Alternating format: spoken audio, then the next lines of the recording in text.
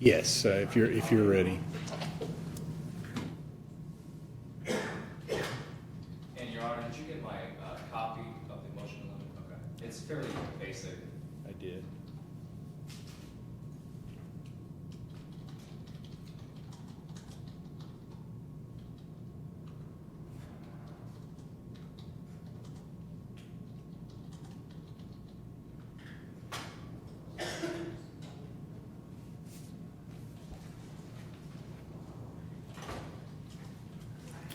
All right, we are on the record on September 24th of the year 2015 to take up the jury trial Commonwealth versus Eric Nelson, set for jury trial today. There have been a couple motions in limine filed.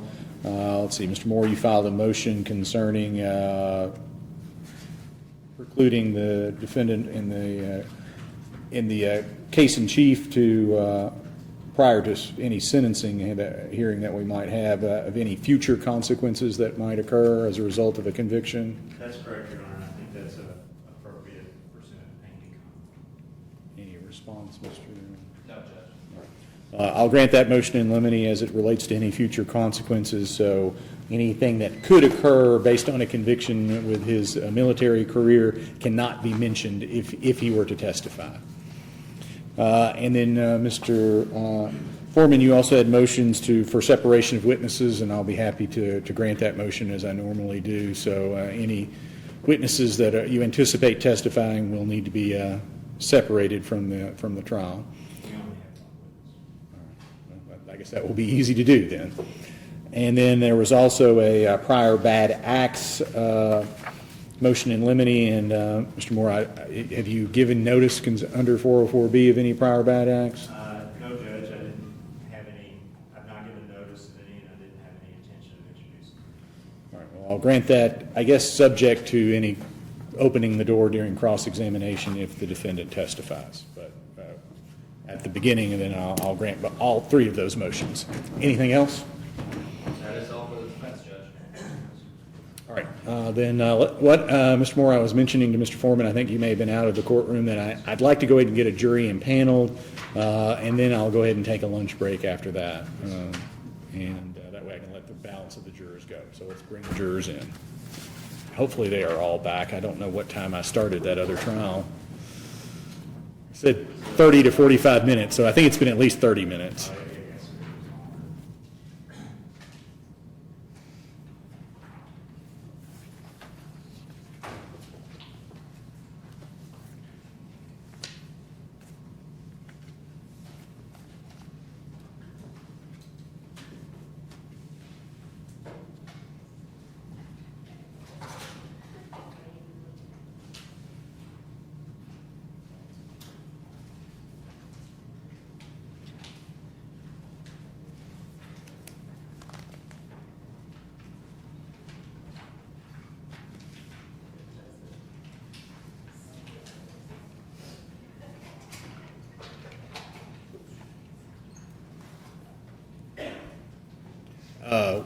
Would the attorneys approach for just a second?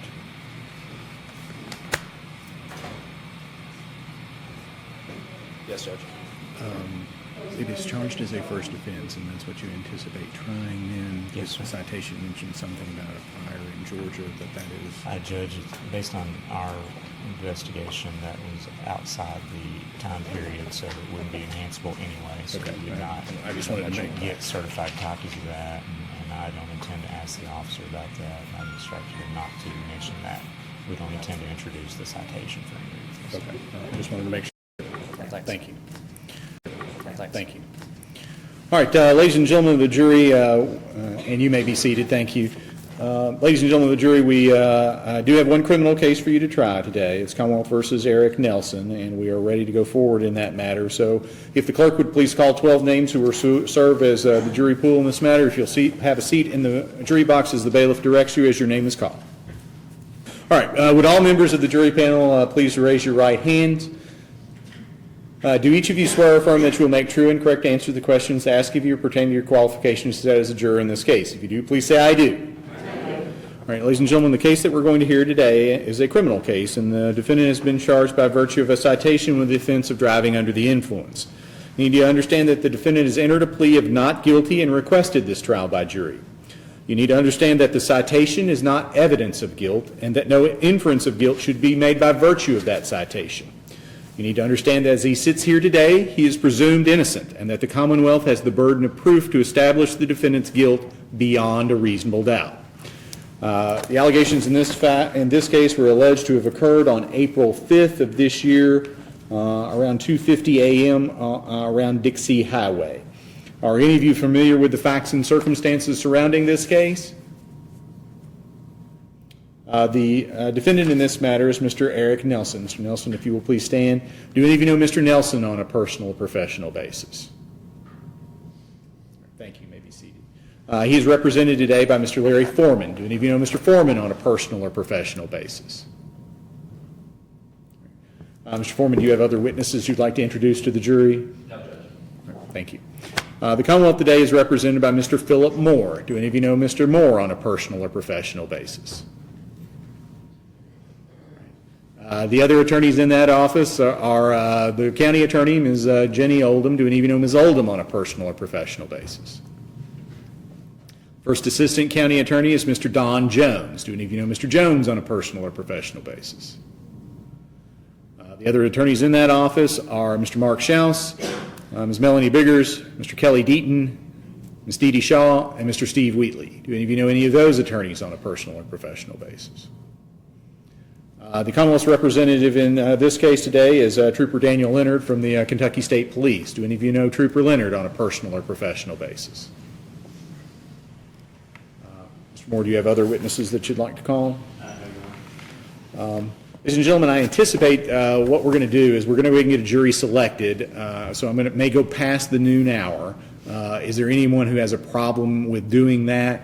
I will go ahead and let you have a lunch break once I get a jury selected, but if you've got any medical issues that require you to eat, diabetes, anything like those kinds of things that we might need to take care of, then I'll be happy to try to accommodate that. Otherwise, I'll just go straight through till we get a jury selected. We anticipate, it sounds like, one or two witnesses, depending on a number of different things. So I would anticipate that we'd be able to get through with the trial in the afternoon well before, I think one trial that you had with me may have lasted till 6 or 7 o'clock. I don't anticipate that we're going to have to go that far. But is there any personal reason that you can think of that you would not be able to give your full attention to this particular trial? Yes, ma'am.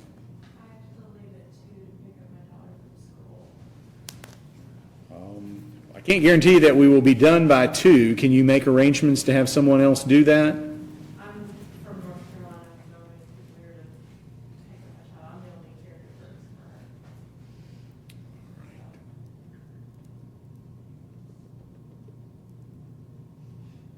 for her. Can you call the daycare and have her stay longer? It's school. Oh, school. I'm sorry. Guess not. All right, well, the attorneys may have some other questions for you, and we'll discuss that here in just a few moments. Anyone else have a personal reason why they wouldn't be able to give their full attention to the trial?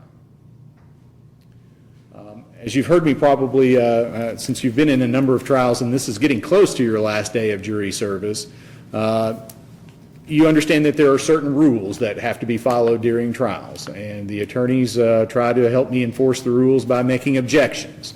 And that there may be objections to evidence that you would really like to hear, but I'm ultimately the umpire, and I get to make the call about what comes in and what doesn't come in. So, and do each of you understand that you can only base your decision on the evidence that's presented to you here in court today, not on something that you would have liked to hear or not liked to have heard, those kinds of things. Do you understand that?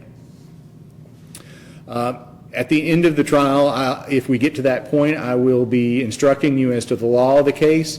In some instances, the statutes allow me to give you definitions of what certain words mean, and if those definitions are available, I will give them to you. In some instances, definitions are not available. And if I can't give them to you, then you have to come up as a collective unit, a collective jury, to come up with what those words mean to you as the jury. Do you, each of you understand that that will be one of your tasks to do? All right. Mr. Moore, you may ask.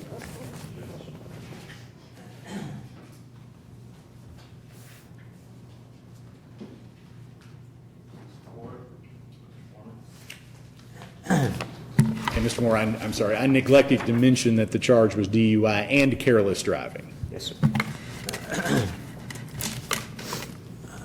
Let's see. Good morning. All right.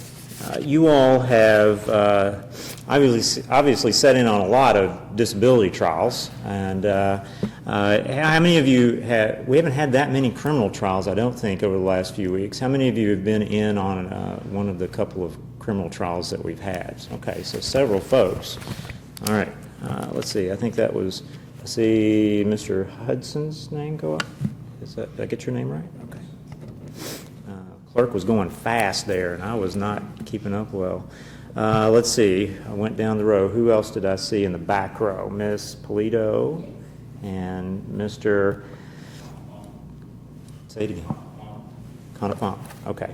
I'm going to mess that up every time. I apologize. Mr. Robinson and Miss Liverman, right?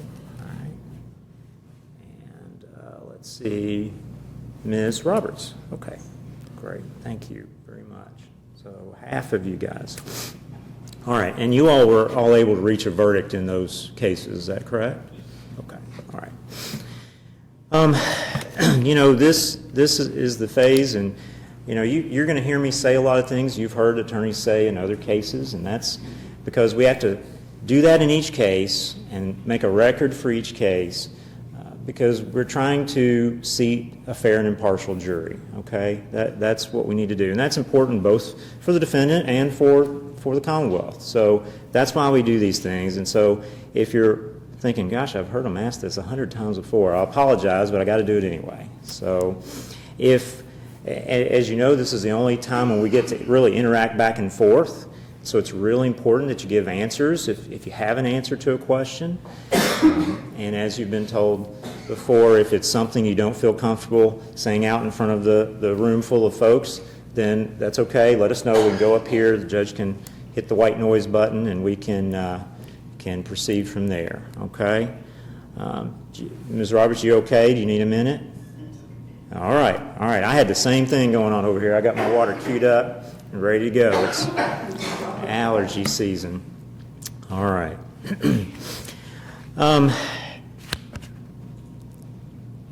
Judge has already introduced the attorneys, so I don't need to do that again. Nobody knew us or any of the folks with our office, the county attorney's office. I'm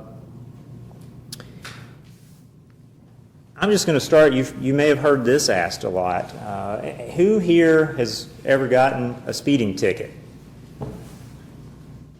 Raising my hand. Okay. All right. Man, we got a lot of speeders on the jury. That's okay, though. That's okay. Let's see. I'll start. Mr. Hudson, did you raise your hand? I'm afraid you did. Sir, was there anything about that experience that you feel like you were treated unfairly from that? Okay. Now, I'm going to hedge and say, okay, I know. Probably most of you can say, well, everybody else was speeding. They didn't pull everybody over. Okay, I'm there with you. But beyond that, you felt like you were treated fairly. Okay, thank you for that. All right. Okay, who else down the back row raised it? Is it Weiss or Weiss?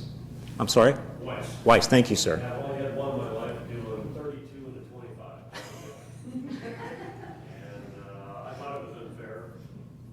Okay. Was there anything was that because of the way the officer acted toward you or the court system once you dealt with that, or? There was no just the usual. Just the 32 and a 25. Right, I understand. It was a little unfair. Right, nobody likes that sort of thing. All right, thank you for your honesty. Thank you. Is there anything about that situation that leaves such a bad taste in your mouth that you just have a bias against? I assume it wasn't Trooper Leonard that gave you the ticket. Okay, all right. Is there anything about that experience that leaves you just where you just can't, maybe you feel like you can't trust or listen fairly to a police officer? Okay. And so that's, and that's important because some people, they feel that way, and it's important that we're honest about that. And it's okay if you feel that way. It's not a right or wrong answer. We just need to know, okay? Did I see Miss Polito's hand? No. Wow. That's great. Mr. Stallings, did I see your hand? Okay. And I did not see Miss, is it Duperon's hand, so good job there. I don't want to leave you out. Mr. Stallings, did I see your hand? As far as a speeding ticket, had you ever gotten one? 2. Okay, well, okay. I didn't think it was fair, and the other one, I deserved it. Okay, okay. The reason why the first one, I didn't think it was fair is because there were other cars that were going the same speed I was. I was the only one that got hear pulled you. over, and they had to be the one that had. I hear you. I hear you. I understand.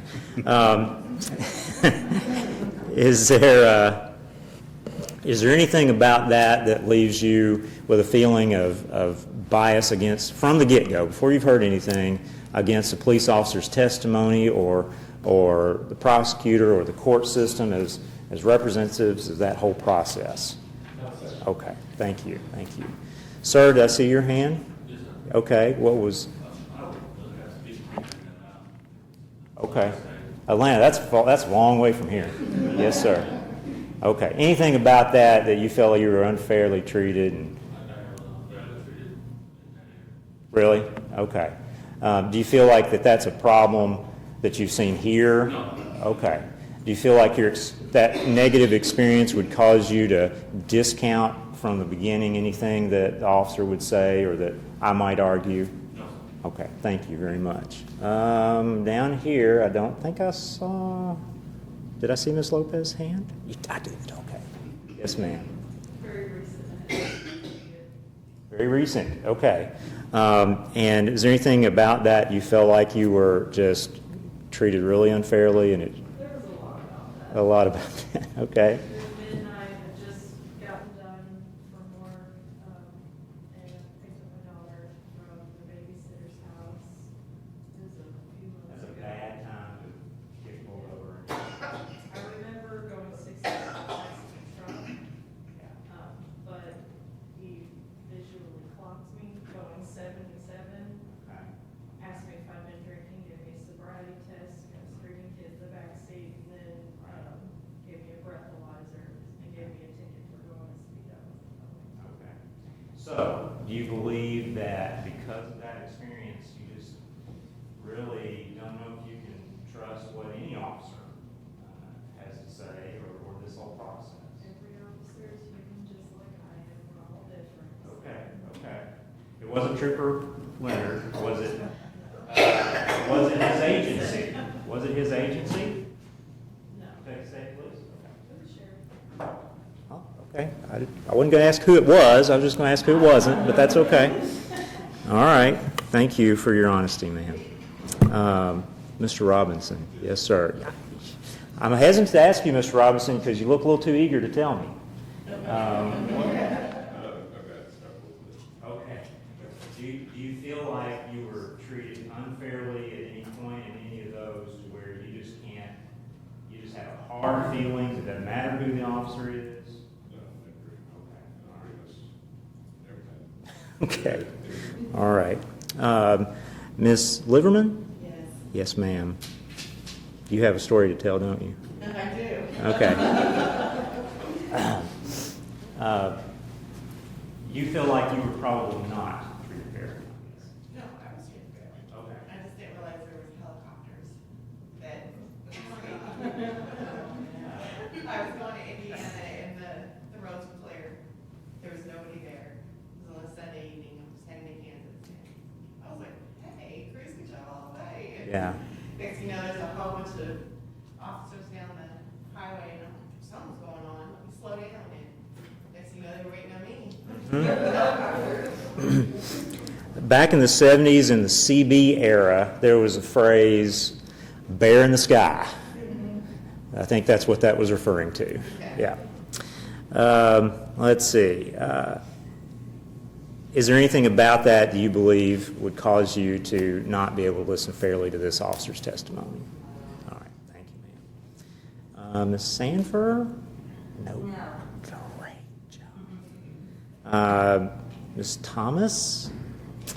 Anything about that you feel like just rubs you so wrong that you just can't? Okay, all right. Ms. Roberts? That's great. That's great.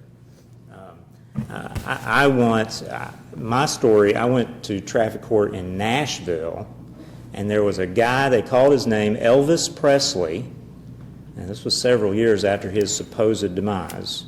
And a guy stood up, purple suit, everything. But he was driving a 78 Vega, so I don't think it was the real Elvis. It's important that we talk about these things because it's important that we seat a fair and impartial jury. And sometimes those little things can have an effect. Let's move a little closer to what this case is about. And this is something you may want to approach and we can talk over with the judge. Is there anyone here, or maybe you're a friend or a family member, who has had an experience with a DUI? Obviously a lot more serious than a speeding ticket. Anybody here? Anybody here want to go up and talk about that privately? If you feel comfortable talking about it here, I'll let you. Okay. Yes, ma'am. That person I used to be. All right. DUI when I was in my 20s. Okay, okay. And I can't believe that was all that long ago, but was there anything about, I'm sure that was not a pleasant experience, but... No, it was absolutely my fault. It was Okay. being irresponsible, not thinking about consequences, and that's what it is. Do you feel like you were treated fairly by the officers and the folks in the court system when you had to deal with that? Okay. There was consequences. Thank you, ma'am, very much. Anyone else with a similar response? Ms. Polito? Yes, a family member, my ex-husband. Okay, okay. Was there anything about that, as far as you know about it, that you believe that he was treated unfairly? And okay. Thank you, ma'am. Anyone else? Ms. Roberts? I had a friend. A friend? Okay. Okay. And from what you know about that situation, do you believe she was treated, or he was treated fairly? Oh, yes. Okay.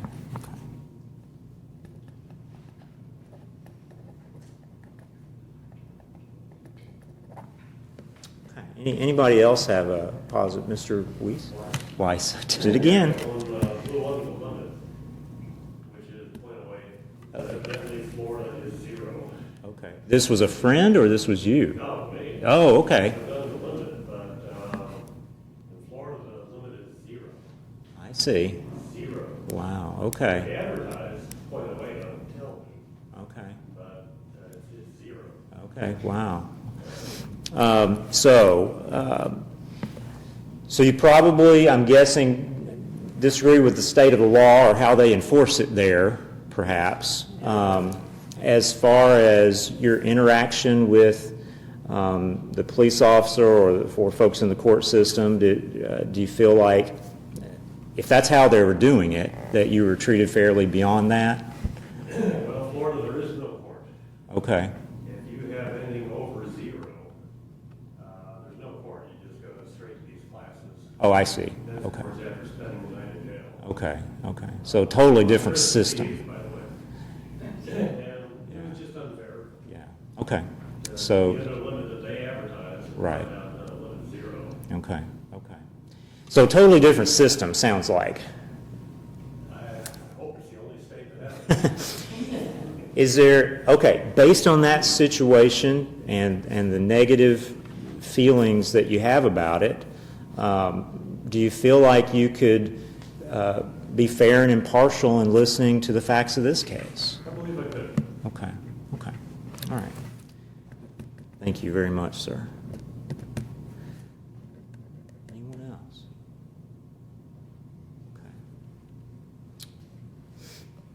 Okay. Does anyone have, Mr. Weiss touched on it briefly, talking about Florida.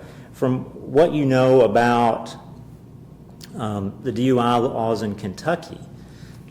Is there anyone here who feels like they're too strict, or I'm sure the defense would wonder if they're not? Do you feel like they're not strict enough?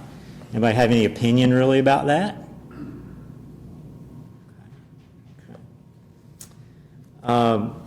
Now, the judge is going to instruct you later on what the law of the case is, okay? But essentially, it's my job, the Commonwealth of Kentucky's job, to prove that the defendant was operating a motor vehicle in Hardin County, and that while doing so, he was under the influence of alcohol. Does that make sense? Okay. The judge will give you more detail when he instructs you later, but that's essentially the basics. Who has heard, talking about the DUI laws, what the legal limit, Mr. Weiss alluded to it earlier, in Kentucky, what the legal limit is? Anybody ever heard that? Okay. Yes, sir? 0.8? 0.08? Anybody heard that? Okay. 0.08? On a breath test or a blood test? Okay. Everybody's heard of that, or most of you? Okay. Well, the allegation here in this case is that the defendant refused a breath test. Okay? So there isn't going to be a number associated with a breath or a chemical test introduced, all right? And the law the judge is going to instruct you on later allows for that. The law allows for potential conviction without that number or that test result. So is there anyone here who right now, before you've heard anything about the case, would say, if there's no number, then I can't even consider that this person might be guilty of driving under the influence of alcohol? Anybody feel that way? Okay.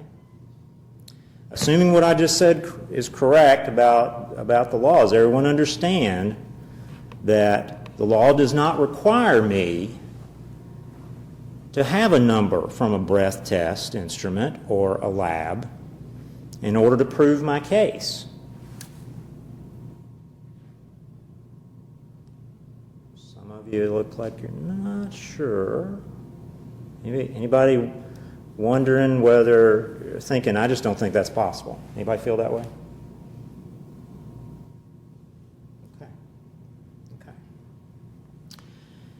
Then does everyone agree that if I prove my case beyond a reasonable doubt, the elements that the judge is going to instruct you on, that you could find a defendant guilty even if there's no number associated with it? Can everybody do that? If the answer is yes, please raise your hand. Okay. Thank you.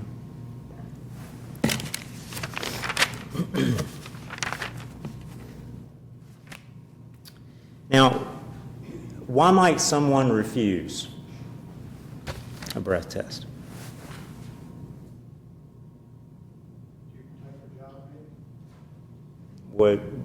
How so? They feel like they might be over, but they want to try to keep their job, like if they're working for a company, like if they're driving for a company or something. Okay. They want to try to refuse, maybe trying to get out of that. Okay. And so how does refusing help them do that? Well, I've never been in that situation. Right. They might be thinking of Okay. So they don't want someone to know what is in their system or how high it might be. Does that make sense? Okay. Now, let me ask you this, just as a practical matter. Who here has ever seen anyone who is under the influence of alcohol? Okay. Who are y'all hanging out with? No, What are some things that you saw that led you to believe this person's under the influence of alcohol? Just, Ms. Roberts? Eyes, What about that? redness, Oh, okay. Okay. depends what they're drinking, the smell, Okay. Maybe the smell. the way you walk. Okay. What do you mean by that? Sometimes the way you're walking. Okay. Okay. Anybody? Walk. Okay. Okay. What about the way they talk? You slurp that words. Okay. Anybody else? Inconsistencies in your story. Okay.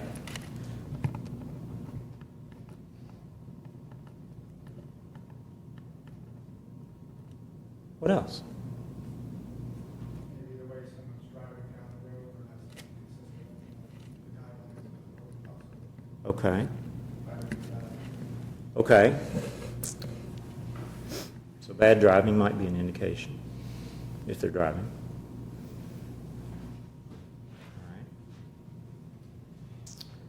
All right. Now, those of you who didn't answer, but you had raised your hands, do those things make sense? Those are the kind of things you were thinking of?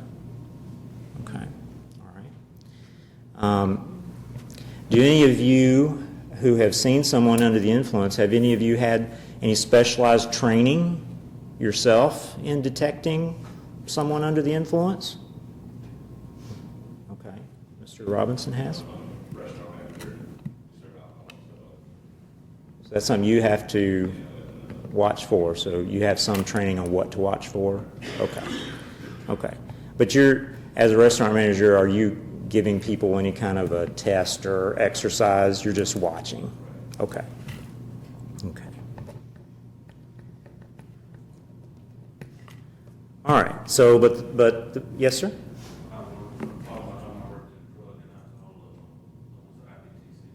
Okay. Was that a treatment?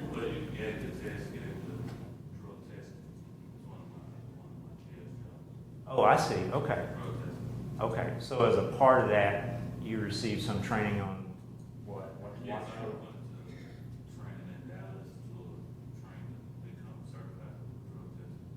Okay. With chemical testing? Collecting? Yeah, collecting samples. Okay. Did you actually do the lab tests? No, that was done at the lab. We sent it off to the lab. I see. You just were collecting it. Okay. So as a part of that, they told you some things to watch for someone under the influence, or? Yeah. Okay. Okay. All right. Okay.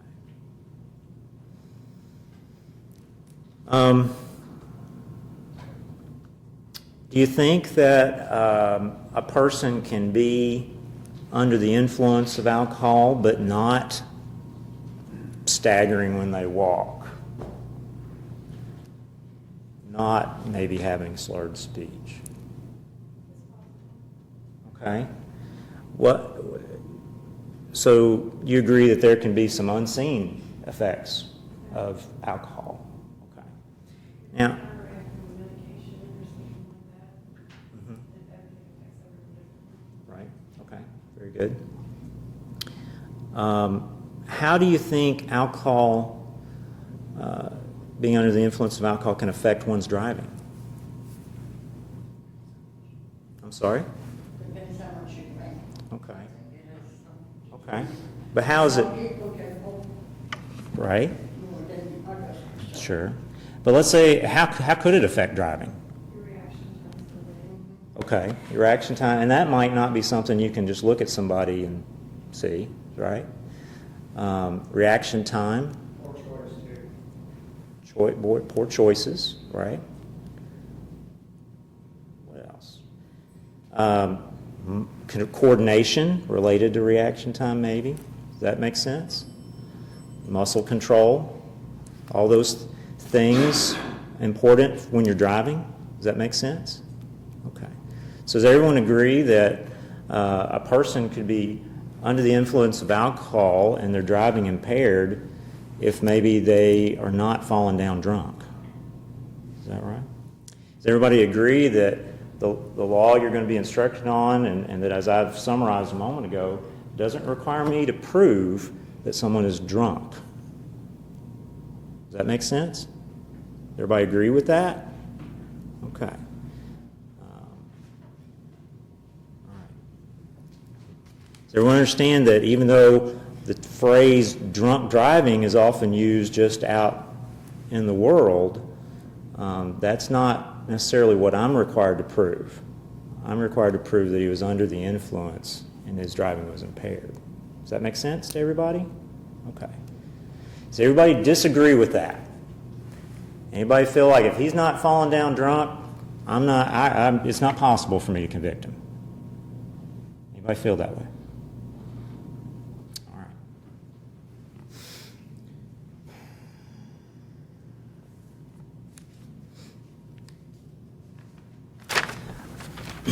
Who here, anyone here a service member, armed services member, or a retired member of the armed services? Yes, sir? Okay. And anybody else? All right. Anybody else? Family member of a service member. Okay. I knew I was going to get, just had to ask the right question. So, most of you. All right.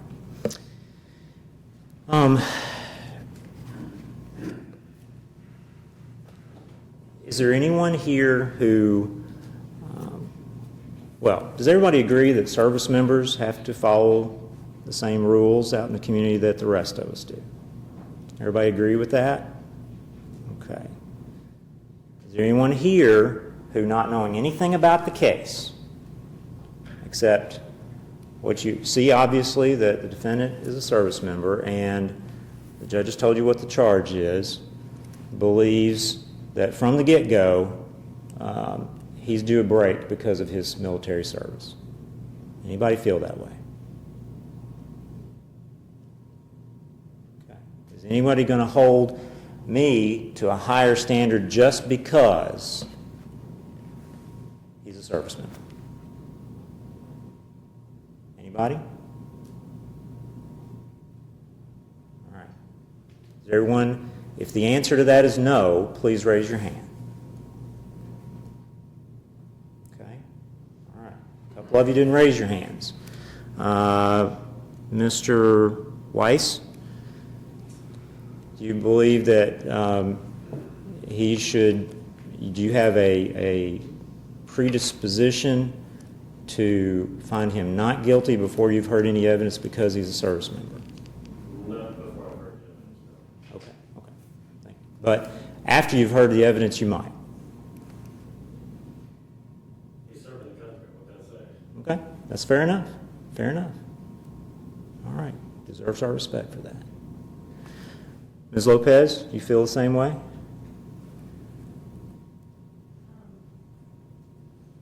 He should be accountable for his actions, so if evidence proves that he is either guilty or not guilty, he will either be guilty or not guilty. Okay. All right. Thank you. All right.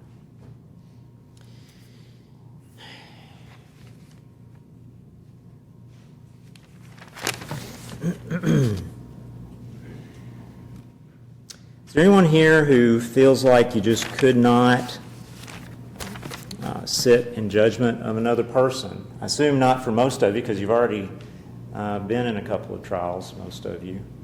But does anyone have any personal, maybe religious feelings, philosophical feelings that you just can't do that? Doesn't matter really what the case is about or who the person is, just are uncomfortable with making a decision that's going to have an effect on that person.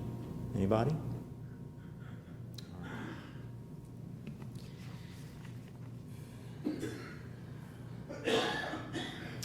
All right, anyone have anything, you're sitting there thinking, well, I got this really important thing I need to tell him, but he didn't ask the right question. So what question did I not ask?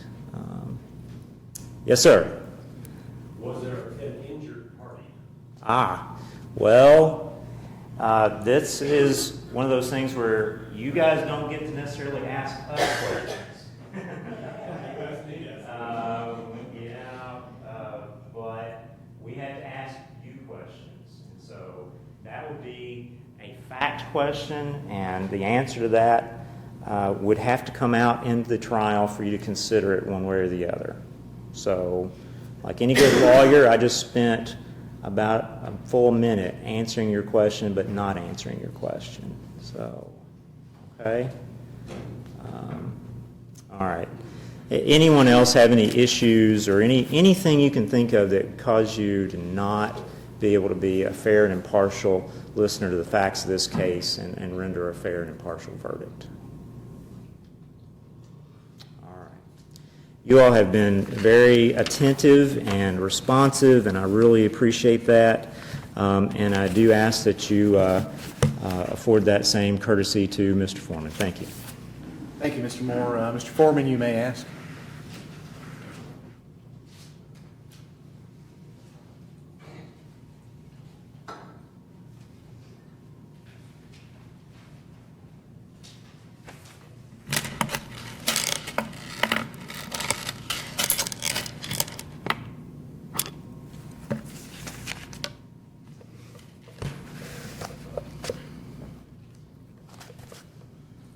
Good morning. Who's happy to be here? I'm not the only one, I presume. I see a lot of familiar faces from prior trials and this morning. Once again, to some who do not know me, my name is Larry Forman, and I represent Sergeant First Class, I always get those confused, Sergeant First Class E7 Eric Nelson. He's being charged with DUI and careless driving, as you all heard. Now, in this part of the proceeding, this is the time where, and I apologize to the members of the jury who have already heard me speak, there's going to be a lot of repeat. I'll try to avoid and make it anew as possible. But this is the time where we get to speak at you. For the rest of the trial, you're going to hear evidence come from the witness stand. You're going to hear opening statements, closing arguments from both of the attorneys. But this is the part where we actually get to converse with you personally, and this is the only time we get to do that. We actually get to hear your responses. So at some point, we're going to be taking breaks. We're going to be walking in and out of the room. You guys are going to be excused for lunch, for breaks. If you see us in the hallway, please, please, please do not hold it against either me or Mr. Moore, the officer, or anybody else if we don't approach you or say hi or even nudge in your direction and try and avoid you. We do that because we have to, not because we hold anything against you. I promise you that. The first question I really want to start with, as I start pretty much every time there is a trial, who thinks that sitting on a jury is a big deal?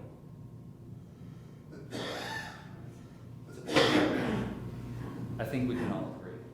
Why is it a big deal? Ms. Duperon, we haven't heard you speak very much. Why do you think it's a big deal? Well, because we're all peers. You know, we're all on an equal playing field. And, you know, we're asked to listen to all the information and make a decision. What kind of decision? Well, it's one way or the other. You're making a decision about someone's future, About right? someone's future. Mr. Weiss, do you agree with that? Kind of. Kind of.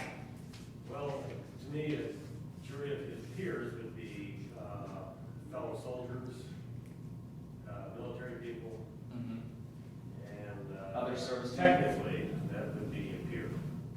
We are citizens.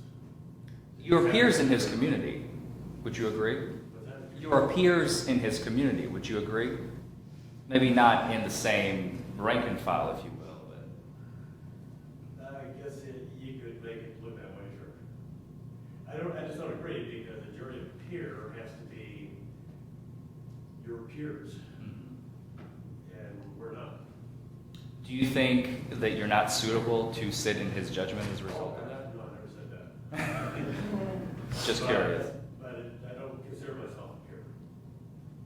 Okay. you are the arbiters as a group. There's going to be 6 of you that are going to be rendering the decision. You are the final frontier, pardon the nerd pun, you are the final frontier of Mr. Nelson's future.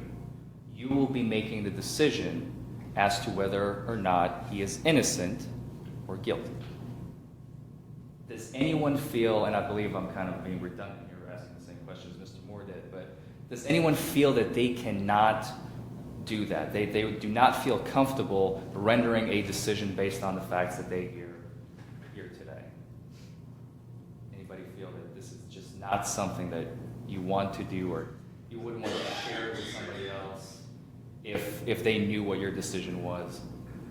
No? Okay. I'll move on.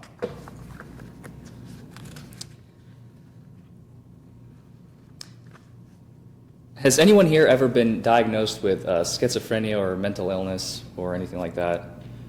We can come up to the bench and discuss that later. That's okay. You don't have to answer now. Now, this is a very important question.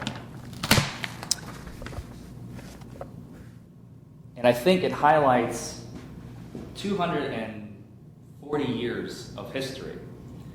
Our judicial system was built on the fact that 6 or 12 men and women are to decide the fate of an individual based on the facts presented in a case. The law has been like that since, and this is how our country actually differs from other countries. Some countries, it's all judicial-made decisions. Now, with regard to the presumption of innocence, this is something that our system has built in. How many of you, when you walked in here today, thought, well, I wonder what this man is presumed innocent of?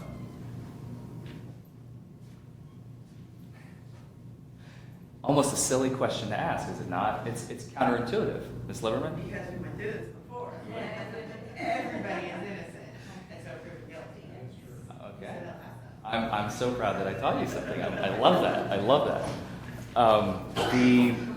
That is the almost illogical conclusion that the legal system is asking us to jump to. So when you walk in here today, Mr. Nelson sits before you, an innocent man. Until Mr. Moore and testimony of the trooper are going to be able to prove beyond a reasonable doubt that he is guilty. So, jumping to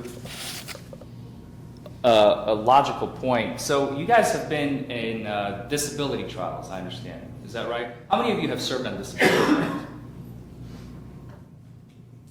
Most of you. And in a disability trial, what is the burden of proof? Do you remember? Clear and convincing evidence is the standard. So determining whether an individual is capable of receiving a trust fund or depriving someone of their parental rights, allowing a minor,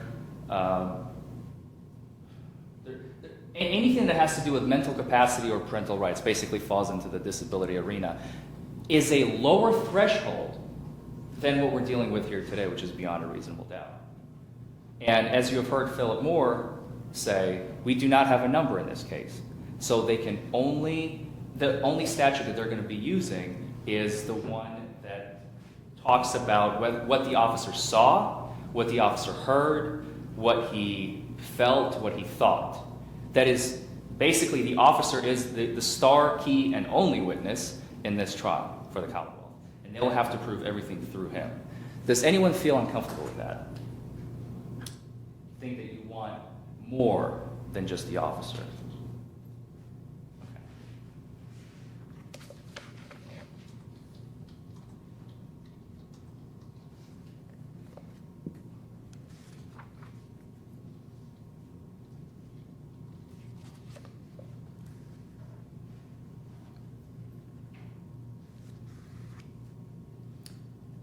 What is the prosecution's job here today? Anybody tell me?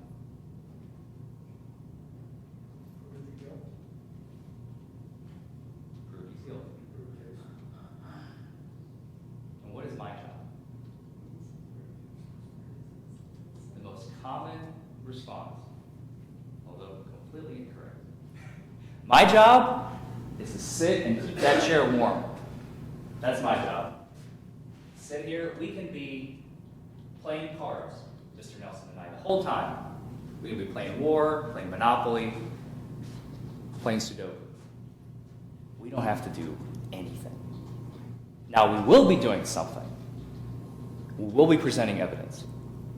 Mr. Nelson will testify here today. However, we don't have to do it.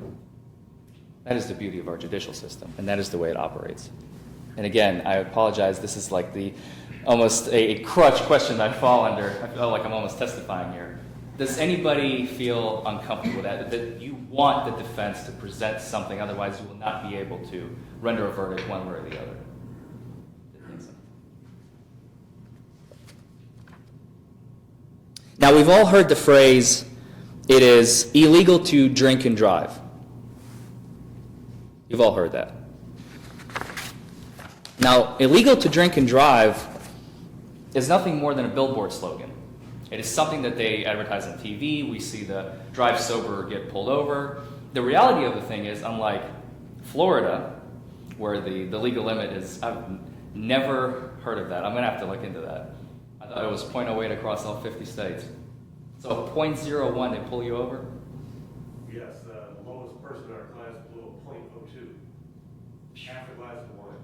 And .08 is either mixed drink or a beer or a glass of wine. And it's zero. And they have uniformed officers doing commercials that say, if you're under .8, it's your night. If you're over .8, it's our night. I think the FCC needs to get on that. It sounds like zero. Truth in advertising is not really. It's zero. In Kentucky, it's .08. Now, as we've stated, there is no number in our case, but let's go somewhere with that. Oh, yes, the billboard slogan. The "Don't drink and drive" is just a billboard slogan.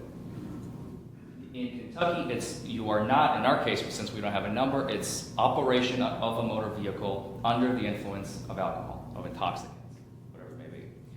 In this case, it is going to be alcohol, as you will hear. Now, unless and until, and this is a very important question, we've all heard the phrase, innocent until proven guilty. Some of you not here you're going to find my lecture in this regard. Innocent until proven guilty. Now, can anybody tell me why that phrase is wrong?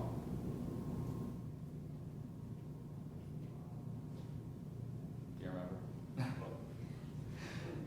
It's a question of time. Innocent until being the key word in that phrase. The true phrase, the way it should be phrased, is innocent unless proven guilty. Because the unless is that's the key trigger. Until just implies, it's just a matter of time until we convict. Innocent unless implies there's another option at the end. I always hated that phrase. I don't know why, who coined it, and I want to find them. If I ever get access to a time machine, it will be changed to an unless. I can promise you that.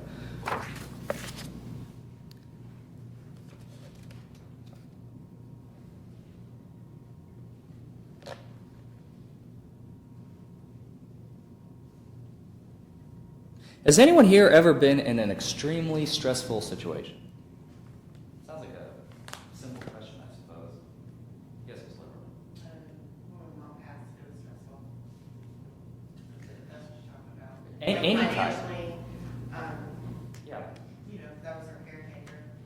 So financially, seeing her pass, I'm a single mom with 2 kids, and just everything was just building up, and that was extreme. It was the most stressful part of my life. Must have taken a toll. Yeah. And the result of that stress, what did that do to your body? Sick, tired, just, Sick. I'm in my life, I just made myself get up every day. You're a strong woman. Thank you. Anybody else had a really stressful situation in their life? Yes, Ms. Thomas. Son. What kind of, again, I hate to ask that question, but what kind of toll did it take on you? Pretty much like that. It's draining. It's very It's stressful. You can't think clearly. You can't act clearly. Your body sometimes does not cooperate.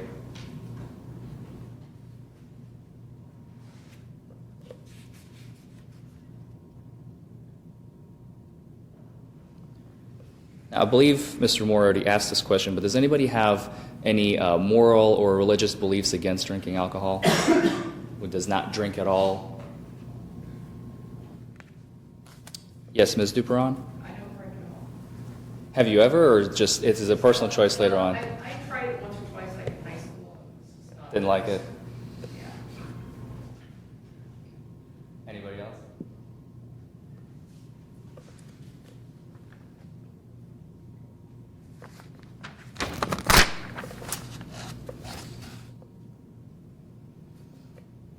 Now, as jurors, this is not something you're going to take back to the jury room collectively. This is something that you each will determine individually.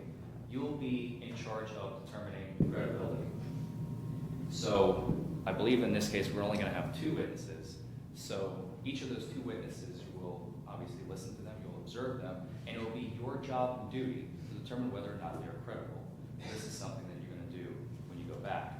Now, does anybody here think that an officer of the law, in this case we have Kentucky State Police Trooper Leonard, that he starts with more credibility just because he's a uniformed officer?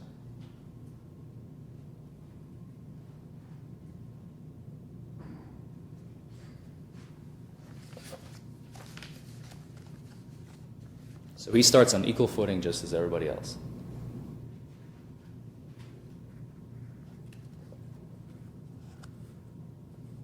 Now, we've already heard Mr. Weiss. He said you wanted to know if there was an accident in this case. Now, we cannot answer that question until the evidence comes in. Does anybody else have any questions, or which I will not be able to answer, or expectations, something that you're expecting to see in a DUI trial? What do you all want to see? What do you all expect to see? Shout it out. Feel free. Direct evidence, circumstantial evidence. Circumstantial. A combination of 2 if you have it, can't always have it. A combination of what two? I'm sorry. Of circumstantial and direct if And you direct. have it. Sometimes you're not able to have it, that just happens. What kind of Well, like direct or in this case, circumstantial? you're talking about there's no number. Sometimes that happens, sometimes you're not able to acquire a number. And so you have to go with what circumstantial evidence that you may have, witnesses and so forth. You just have to go with what you got, because you can't always get everything that you need to have, or that you would like to have. That's what I've seen. Have you seen it on TV or actually in proceedings? I've seen it here, too. In proceedings. Anybody else? You have no idea what you're going to see. You don't even have expectations of what? I'm hoping there's dashboard footage. Dashboard footage, video. You guys want to see video? Always want to see video. Video is the most honest of all. I mean, you can't cheat video unless you alter it, I suppose. But other than short of altering it, video is the most honest piece of evidence you will ever have in any case, right?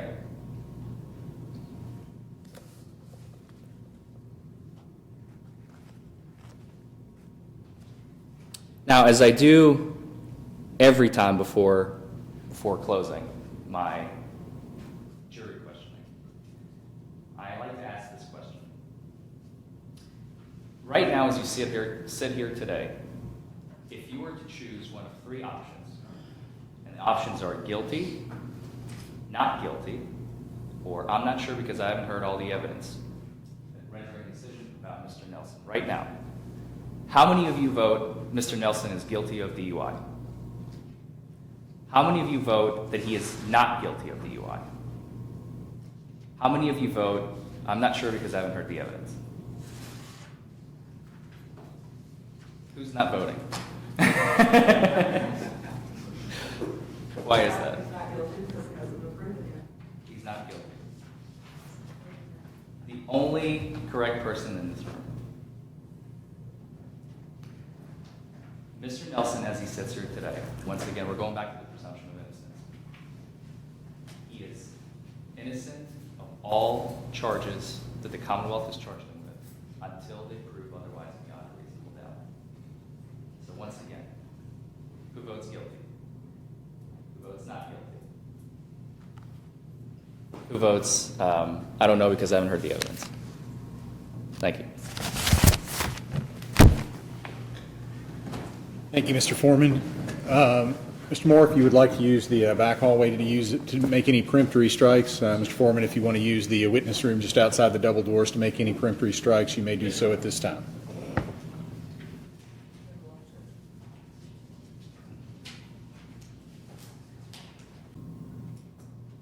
All right, we are back on the record on September 24th of the year 2015. Take up the continuation of the jury trial, Commonwealth versus Eric Nelson. Peremptory strikes having been made, if the clerk would please call 6 names who will serve as the jurors in this matter, if you will remain seated until all names are called. Or for those of you, 6 of you who are not selected, if you'll just have a seat back behind the bar.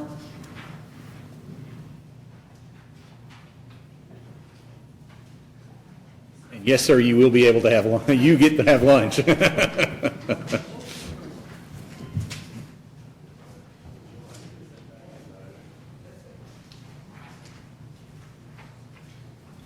If the attorneys would approach.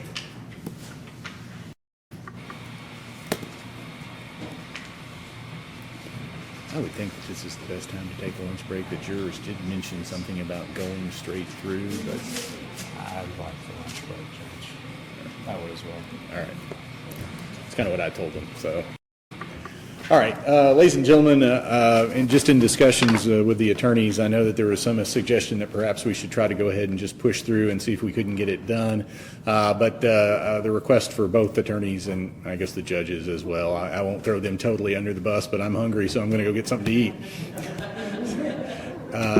I will I'm going to give you an admonition. It is an admonition that I will remind you of throughout the trial as we go through. That is, it is your duty not to permit anyone to speak to, actually, I guess I should get you sworn in first. Do each 6 of you please raise your right hand? Do each of you swear or affirm that you will impartially try the case between the parties and render a true and correct verdict according to the evidence in law unless dismissed by the court? If you do, please say, I do. I do. All right.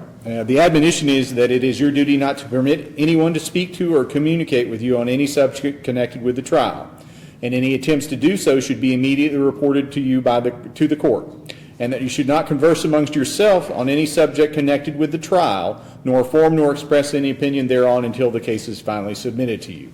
Do each of you pledge to me that you will do that?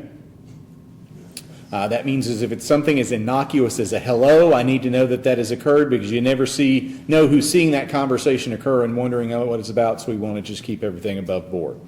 I want to further admonish the parties, their attorneys, and witnesses not to have or attempt to have any contact or any conversations with any of the jurors serving on this case about any subject whatsoever. So look at these folks, make sure you don't talk with them and they're not being impolite because they're under a court order not to do so. At this time, I'll ask that you be back in your seats at 1:45, and we will start the jury trial, the opening statements at that point, and we'll get done as quickly as we can. Court will stand in recess until 1:45.